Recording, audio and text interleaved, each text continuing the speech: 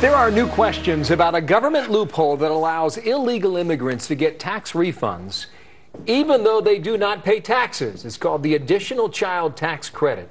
And there was a new estimate this year that illegal immigrants could get up to $7.4 billion in taxpayer money.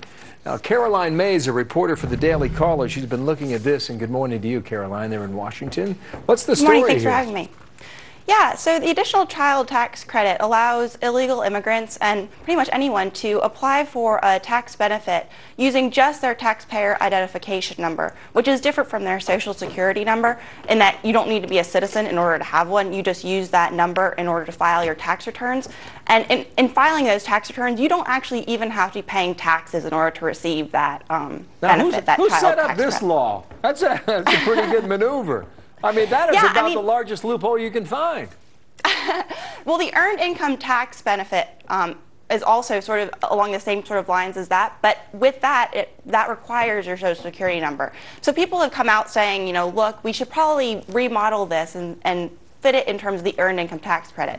And there has been legislation to that effect introduced, but in May it was not allowed to come up to a vote because Majority Leader Reid said that these loopholes were were already closed, and that people outside of the United States were not receiving funds. So you're saying, wait a minute, you're saying back in the spring this came up before Congress and Harry Reid said no?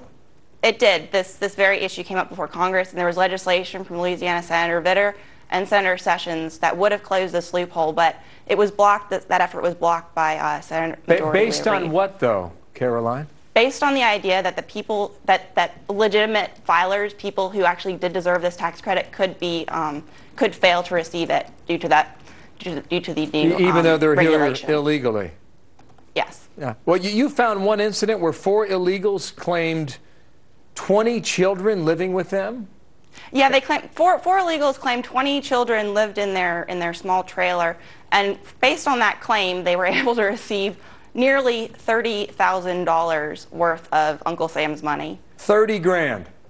Yes.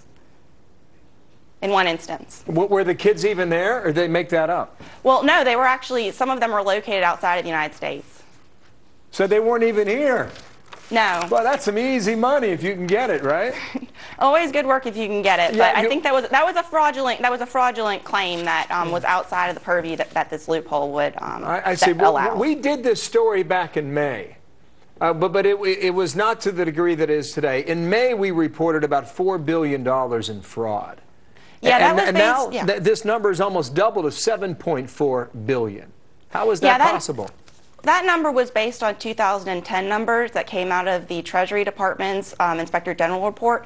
So what the Senate Budget Committee, the Republican side of the Senate Budget Committee, did is they extrapolated based on those numbers what it would look like in 2011, which was just over $5 billion, and then what it looked like this year, which is now $7.4 billion. So as you can see, that number just continues to rise, and that actually has quadrupled in the last 5 years. Oh, blows your mind. I mean, with that loophole, we're seeing vastly larger amounts of money heading to people who... You mentioned that the legislation was held up by Harry Reid back in the spring.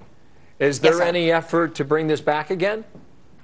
Based on my understanding, I know that Senator Sessions is very passionate about this issue. I've spoken with his staff, and they say that they would really like to see this loophole closed. It was actually that he's the ranking member on the Senate Budget Committee, and it was his staff who came up with this report, and it looks like they're going to be pushing this issue. Well, we're going to reach out to his office, too. Caroline May, thank you for your time today. From the Daily Caller there, you.